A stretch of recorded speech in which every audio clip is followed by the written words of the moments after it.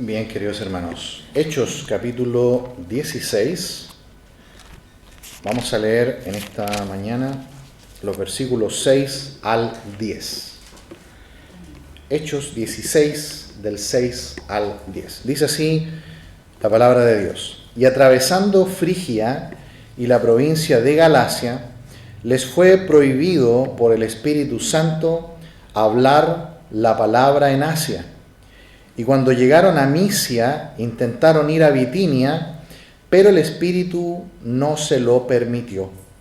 Y pasando junto a Misia, descendieron a Troas, y se le mostró a Pablo una visión de noche.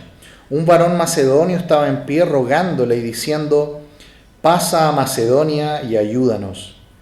Cuando vio la visión, enseguida procuramos partir para Macedonia, dando por cierto que Dios nos llamaba para que les anunciemos el Evangelio. Oremos. Padre amado, le alabamos en esta mañana. Gracias por mis hermanos que han llegado en este día. Bendíganos, Señor, y pedimos que su palabra pueda ser dulce como la miel, como cantábamos, que ella pueda ser de edificación, de enseñanza para nuestras vidas, y que podamos vivirla, Padre, en esta semana, compartiendo con otros acerca del amor de Cristo.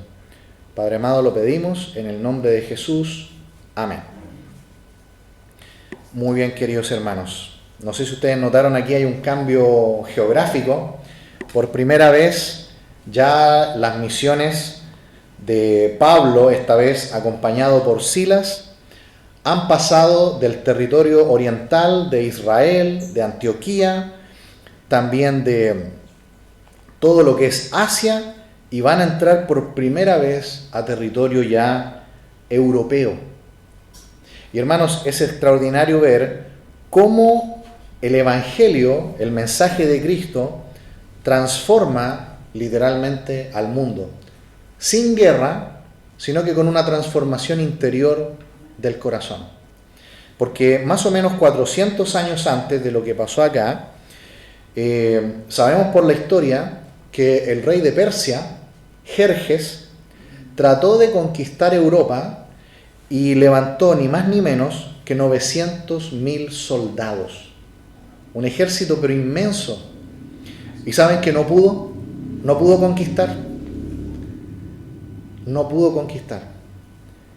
Pero dos sencillos hombres, Pablo y ahora con Silas. Por otro lado, recordemos que Bernabé con Juan Marcos tomaron otra dirección, pero ambos trabajando para predicar el Evangelio. Y saben que la fe de Cristo se diseminó por todo el mundo conocido de aquel tiempo. Y hasta el día de hoy nosotros podemos ver que todo nuestro mundo occidental tiene la enseñanza y el conocimiento acerca de Cristo. Es la palabra de Dios, es el poder del Espíritu Santo lo que obra en la transformación de los corazones. Dice versículo 6, y atravesando Frigia y la provincia de Galacia, les fue prohibido por el Espíritu Santo hablar la palabra en Asia. Y cuando llegaron a Misia, intentaron ir a Bitinia, pero el Espíritu no se lo permitió. Hermanos, ¿cuántas veces el Espíritu Santo ha desviado a Pablo aquí? 2 veces. Pablo primero trató de entrar en la provincia de Galacia, pero el Espíritu Santo no se lo permitió. No sabemos qué pasó ahí, pero es como cuando nosotros queremos hacer algo y el Señor cierra puertas, ¿no? Porque nos quiere guiar en otra dirección. Pablo sigue junto a Silas, tratan de entrar en Bitinia, pero nuevamente el Espíritu Santo les impidió el paso. Algo ocurrió y no lograron entrar en ese territorio. Muchas veces el Señor así está guiando a sus hijos, dándonos dirección. A veces nos impide ir a una cosa, nos impide a lo mejor ir a algún lugar, nos impide a lo mejor alguna situación que nosotros queremos. Pero queridos hermanos, ahí es donde nosotros necesitamos el discernimiento del Señor, de ver que muchas veces Dios nos impide algunas cosas, no porque no nos ame, nos cierra una puerta, pero porque quiere guiarnos por otro camino. Pensemos en Galacia. El Espíritu Santo y la obra del Evangelio y la predicación del Evangelio llegaron a Galacia. Finalmente sí, porque nosotros sabemos que la primera carta que Pablo escribió, ¿cómo se llama? La carta a los Gálatas. Así que, ¿la obra del Señor llegó igualmente a Galacia? Sí llegó. No fue el momento, no era el tiempo, pero el Señor igualmente fundó su iglesia en Galacia. Y tenemos la epístola de Pablo a los Gálatas. Bitinia. ¿Se sabe algo de Bitinia? ¿El Evangelio llegó a Bitinia finalmente? Vamos a Primera de Pedro, capítulo 1. Primera de Pedro, capítulo 1. Alguien, por favor, si pudiera leer Primera de Pedro, capítulo 1 y versículo 1. Primera de Pedro 1:1. Pedro, apóstol de Jesucristo, a la despachada de dispensación en el Ponto, Galacia, Capadocia, Asia y Bitinia. Muy bien. ¿Se fijan que Pedro aquí menciona Bitinia? Amén. Habla a hermanos, dice hermanos de la dispersión, así que nosotros deducimos que Pablo está escribiéndole a iglesias que tienen mayor membresía judía, ¿cierto? Cristianos judíos que habían huido, se dice la dispersión, porque recordamos que en Hechos capítulo 8, ¿qué pasó? Muere Esteban y comenzó una gran persecución en contra de los cristianos. ¿Y qué hicieron muchos de ellos? Huyeron, se fueron a diferentes zonas del mundo, huyendo de la persecución, pero llevaban a Cristo en su corazón. Y cuando llegaron a diferentes lugares, nacieron diferentes iglesias. ¿Cómo nació la iglesia en Bitinia? No fue por el ministerio de Pablo y Silas. Pablo y Silas querían llegar a Bitinia, pero ¿qué dijo el Espíritu Santo? No. Los desvió para otro lado. Pero ¿la predicación llegó a Bitinia finalmente? Sí, porque aquí Pedro manda un saludo a iglesias en esa zona. Así que, queridos hermanos, cuando nosotros vemos aquí en Hechos 16, ¿quién es el que está guiando a la iglesia? El Espíritu Santo. Si hay algo que nosotros debemos pedir al Señor, es que nosotros seamos una iglesia guiada por el Espíritu Santo. ¿Qué es lo que usa el Espíritu Santo para guiar a su iglesia? La palabra de Dios, no otra cosa. Yo sé que en esta ocasión el Señor usó de una manera providencial un sueño. ¿Ya? En ese tiempo estaban este tipo de señales. Sí, porque nosotros sabemos que el Señor Jesús, cuando apareció, hizo milagros. Pero los milagros, ¿qué propósito tenían? Probar que Jesús era el Mesías. De acuerdo a las profecías de Isaías, por ejemplo, decía que cuando el Mesías apareciera, Él iba a traer vista a los ciegos, iba a hacer caminar a los cojos, iba a liberar a los cautivos. Entonces, cuando apareció Jesús, hizo todas estas señales para probar que Él era el Mesías. Pero ver un milagro y creer en el milagro no salva. Judas vio milagros y creyó en eso. Nadie podría negarlo. Si yo veo que viene Jesús y sana a una persona, no puedo negarlo. Es real, es verdad. Pero eso no me hace automáticamente salvo. ¿Qué es lo que hace salva a una persona? Poner mi fe no en el milagro, sino que en la persona del Salvador. Porque mucha gente vio milagros, pero después se iban. Uno de los milagros más famosos es la multiplicación de panes y peces. ¿Cuánta gente comió de ese pez, de ese pescado, ¿cierto? Y de ese pan milagroso? 5.000 hombres, sin contar mujeres ni niños. Así que seguramente ¿cuánta gente era? 15.000 personas quizás. Pero dice que después de que pasó todo eso, Jesús empezó a predicar y a explicarles a las personas el costo del discipulado, lo que cuesta seguir a Cristo. ¿Y qué dice Juan 6:66? Desde aquella hora muchos de sus discípulos volvieron atrás y ya no andaban con él. Es decir, yo puedo ver un milagro, comer incluso pan milagroso, comer de ese pescado milagroso y no creer en el Mesías. Yo puedo ser una persona religiosa, asistir a una iglesia, por años aprender de la Biblia, sin que nunca yo haya creído realmente en Cristo como mi Señor y Salvador. Eso es posible porque el mismo Saulo de Tarso, él había sido criado desde niño en la palabra de Dios, ¿no es así? De hecho, llegó a ser un fariseo. Pero él, ¿cuándo realmente creyó en Cristo? Ese día, camino a Damasco, cuando el Señor le habló desde el cielo. Por lo tanto, se puede estar tan cerca, pero tan lejos a la vez. Aquí nosotros podemos ver que el Señor en aquel tiempo hablaba por medios a veces sobrenaturales, pero ahora que tenemos la Biblia completa, ¿cuál es el único testimonio en el cual podemos confiar? La palabra de Dios. Porque los sueños los pueden tener incluso personas no creyentes. Pensemos en el Antiguo Testamento. ¿Qué ejemplos tenemos en el Antiguo Testamento que Dios habló a personas por sueños? Y eran personas no creyentes. En Génesis, ¿quién recibió sueños que le mostraban lo que iba a venir? Muy bien. El panadero y el copero. ¿Quién más? Un hombre muy importante, poderoso. El faraón. El faraón tuvo sueños de lo que Dios iba a hacer en el mundo.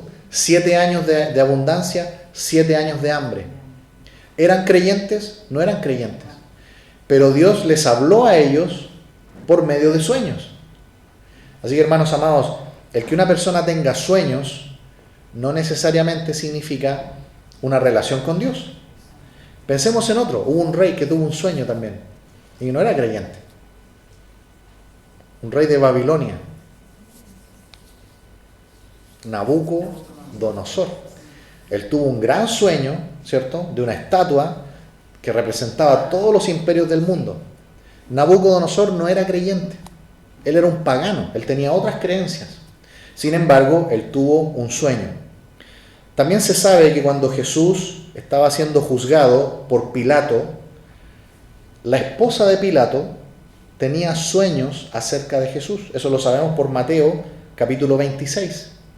La Biblia no nos dice cómo se llamaba la esposa de Pilato, pero la tradición, la historia cristiana, nos dice que se llamaba Claudia, la esposa de Pilato. Y ella tenía sueños acerca de Jesús. Y en Mateo 26 dice que la esposa de Pilato le decía a Pilato: no tengas nada que ver con ese hombre, porque él es un hombre justo. La tradición cristiana dice que al tiempo Claudia se convirtió en cristiana y ella después, por su fe en Cristo, murió como mártir. De hecho, en la iglesia oriental cristiana ortodoxa, Claudia es una santa de la iglesia ortodoxa. Así que esto de los sueños no necesariamente significa que haya una relación con Dios, porque cuando Claudia tuvo estos sueños ella no creía en Dios. Simplemente estaba teniendo sueños acerca de Jesús, de que él era un hombre bueno, y ella le avisó a Pilato de que no condenara a Jesús, porque Jesús era un hombre justo. Y Pilato también sabía esto, ¿cierto? Pilato decía: yo no encuentro ningún delito en este hombre. Pero los fariseos, como seguían insistiendo, dijeron: bueno, hagamos el intercambio. Porque en aquel tiempo, siempre en tiempo de la festividad de la Pascua, los romanos solían soltar a un preso peligroso judío para congraciarse un poco con ellos y impedir que hubieran revueltas en la época de la Pascua. Porque Jerusalén se llenaba, literalmente se llenaba con cientos de miles de turistas que venían a la festividad de la Pascua. Venía gente de todo el mundo para traer sacrificios y cosas así. Algo muy parecido lo que se hace hoy día en lugares cuando van a peregrinaciones, ¿cierto? Cuando la gente va a Roma y cosas así. Entonces los romanos ¿Qué querían? Que hubiera tranquilidad, que todo se desarrollara en paz. Entonces ellos soltaban un preso y lo intercambiaban por otro. Y ahí los fariseos tuvieron la genial idea, ¿cierto? Intercambiemos a Jesús por Barrabás. Queridos hermanos, todo esto de los sueños, si ustedes se fijan, no necesariamente significa una relación con Dios. Si usted hoy día tiene un sueño, ¿qué tiene que hacer con ese sueño? Entregárselo, ¿cierto?, al Señor y ir a la palabra de Dios.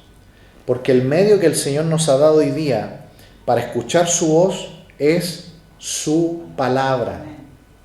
Y yo sé, a veces tenemos sueños que tienen que ver a veces con nuestras preocupaciones, ¿cierto? ¿Se ha fijado que a veces cuando uno está pensando mucho en alguien, uno está preocupado por esa persona, uno sueña con esa persona incluso a veces, ¿cierto? Tiene que ver muchas veces con nuestra mente. O a veces hemos perdido a alguien, ¿cierto? Alguien que ha partido de este mundo, y cierto que volvemos a soñar con esa persona, incluso a veces una persona que ha partido hace años y volvemos a recordarla en sueños. Esas son cosas que en nuestra mente, en nuestro corazón. ¿A qué tenemos que ir siempre? Como lo más seguro, a la palabra de Dios. En ese tiempo no estaba el Nuevo Testamento, solamente estaba el Antiguo Testamento. Por lo tanto, el Señor usó de manera providencial este sueño de un hombre macedonio que se le aparece a Pablo diciéndole: pasa a Macedonia y ayúdanos. Es decir, el Señor le impide a Pablo ir a estos lugares y lo guía para entrar en Europa. El cristianismo se va a esparcir por todo el mundo. Así que, hermanos amados, el Señor siempre nos guía de diferentes maneras. A veces cierra puertas, abre puertas. Lo importante es que todo lo tenemos que filtrar. ¿Por qué cosa? Por la palabra de Dios. Nunca nos guiemos por experiencias. Nunca nos guiemos por corazonadas. Todo sometámoslo ¿a qué? A la Biblia, a la palabra de Dios. Porque la Biblia es lo más seguro. Si alguien me da un consejo, filtrémoslo por la palabra de Dios. Si yo siento algo, si yo veo algo, si yo creo algo, sometamos todo a la palabra de Dios. Nunca la experiencia es un buen maestro. Solo Dios, a través de su palabra, nos va a llevar a toda verdad y a toda justicia.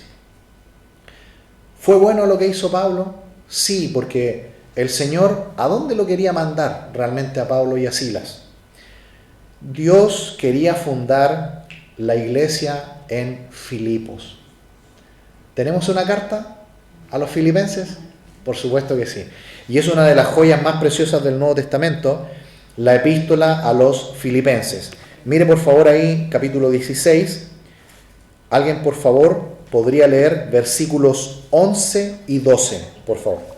De aquí de Hechos 16, por favor. De Hechos 16.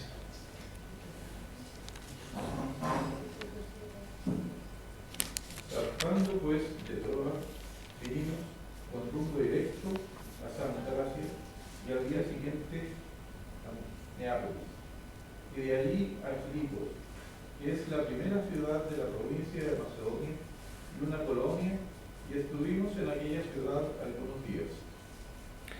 Muy bien. Si ustedes se fijan, el pasaje nos dice que Dios le impidió el paso a Pablo y a Silas para entrar en ciudades de Asia y lo desvió ¿hacia dónde? Hacia una ciudad europea donde podemos encontrar la ciudad de Filipos. Y allí se funda la ciudad de Filipos. Se funda la iglesia en Filipos, que más tarde el apóstol Pablo es una iglesia a la cual él escribe una carta de agradecimiento, porque de las pocas iglesias que ofrendaban para el ministerio de Pablo era esta, los filipenses. Le mandaron una ofrenda a Pablo cuando Pablo estaba en serios problemas, estaba en gran escasez, estaba pobre y estaba preso. La iglesia le mandó una ofrenda con gran esfuerzo por medio de un hermano de la iglesia. Y por eso que Pablo escribe la carta a los filipenses. Es una carta de puro agradecimiento. Es una carta de puro agradecimiento. De hecho, es la única carta que no parte diciendo Pablo, apóstol de Jesucristo, sino que parte con Pablo, siervo de Jesucristo. Esa diferencia es muy importante porque cuando Pablo escribe las epístolas y coloca Pablo, apóstol de Jesucristo, él normalmente se presenta con ese título de autoridad, de fuerza, porque él escribe para solucionar problemas, escribe para corregir errores. Pero como en Filipos no hay ningún error que corregir, Pablo no tiene que retar a nadie, es una carta puramente amistosa, es una carta puramente amorosa, porque Pablo escribe como un hermano agradecido por la iglesia. Versículo 8 de Hechos 16 dice: y pasando a Misia, descendieron a Troas, y se le mostró a Pablo una visión de noche. Un varón macedonio estaba en pie rogándole, diciéndole: pasa a Macedonia y ayúdanos. Aquí está entonces el sueño que tiene Pablo. Algunos comentaristas dicen que fue una visión, es decir, se le apareció alguien. Otros dicen que es un sueño. Lo importante, queridos hermanos, es que estos medios especiales, sobrenaturales que puede usar el Señor, siempre nosotros, ¿qué debemos hacer con cualquier cosa que sea ajena a la Biblia? Debemos tomar eso y traerlo a la Biblia.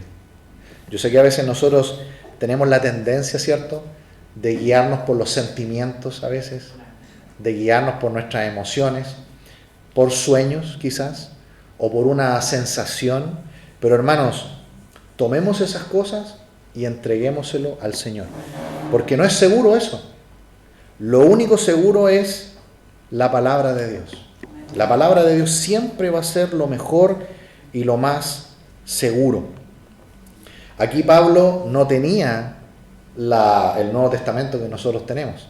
Por lo tanto, el Señor hasta ese tiempo hablaba a veces de maneras providenciales, de maneras sobrenaturales. De hecho, antes de terminar, ¿cómo Pablo logró cambiar toda su creencia que él tenía como fariseo y pasar a tener la creencia bíblica cristiana que nosotros tenemos?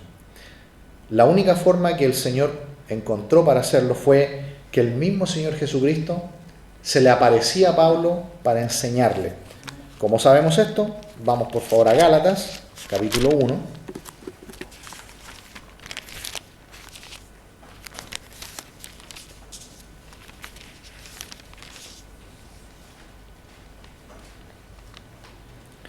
Gálatas, capítulo 1, versículo 11. Gálatas 1, 11.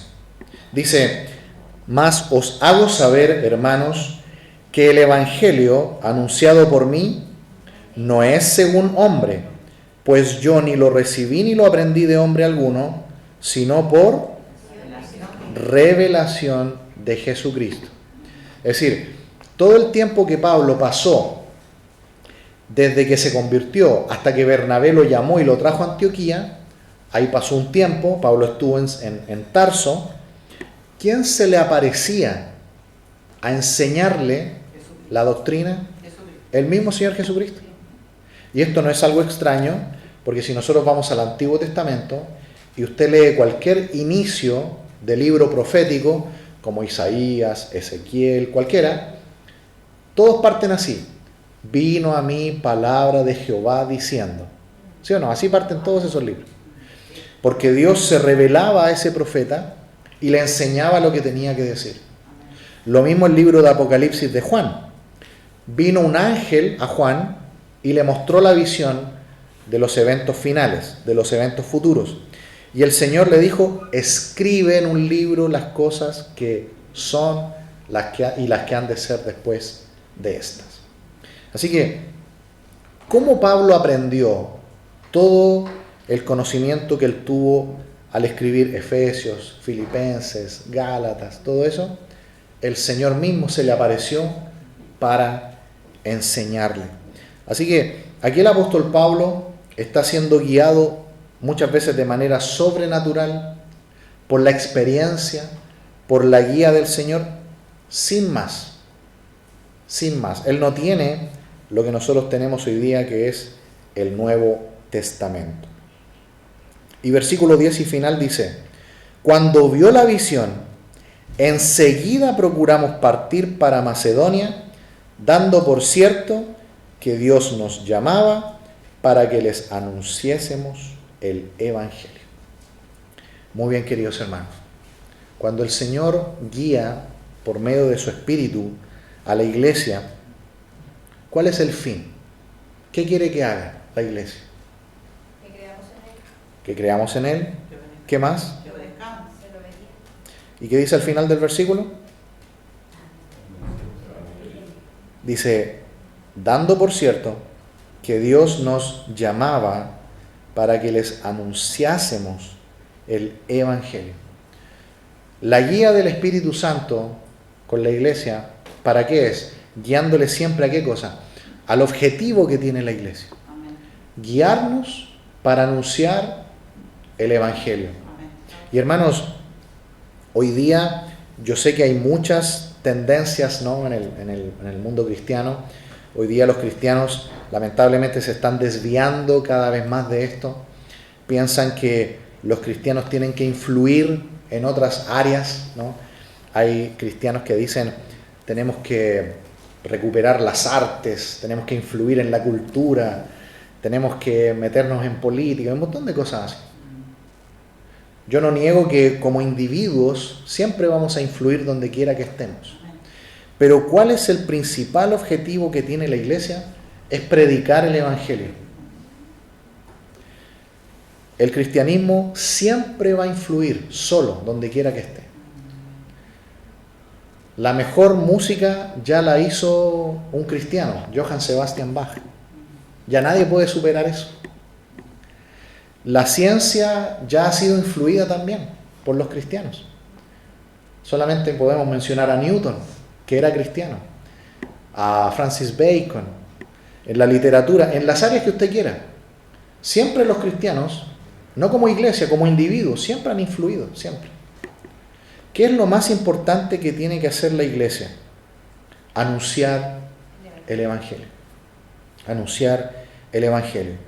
Si no tienen este norte, si no tienen este fin, no entendemos que el Espíritu Santo nos tiene en este lugar para eso, muchas veces las iglesias se desvían y empiezan a hacer otras cosas. Y terminan convirtiéndose muchas veces en organizaciones que están dedicadas a otras cosas. La iglesia está aquí en la tierra para levantar a Cristo, para presentar al Salvador y que las almas sean salvadas. No está mal ayudar a personas que tienen necesidades físicas de sus cuerpos. No es malo hacer eso. La Biblia no lo prohíbe. Pero, queridos hermanos, más importante es salvar el alma de esa persona. Yo puedo invertir todos mis recursos, podemos invertir todos nuestros recursos en salvar el hambre de una persona o el bienestar físico de una persona. Pero si esa persona no recibe a Cristo, no va a ser tan importante. Lo importante es que esa persona, cuando parta de este mundo, abra sus ojos en el cielo y no en el infierno. Muchas personas pueden recibir ayudas de una iglesia, pero si no abren su corazón a Cristo, realmente no les sirvió de nada. Así que, hermanos amados, no es malo ayudar, no es malo hacer ciertas cosas, influir hasta cierto punto en el mundo, pero lo más importante, queridos hermanos, es que nosotros hablemos de Cristo. Y eso es lo que vemos a Pablo haciendo con Silas. Si usted se fija, Pablo no trató de cambiar la cultura. Él no dijo, ya, vamos a crear una cultura cristiana.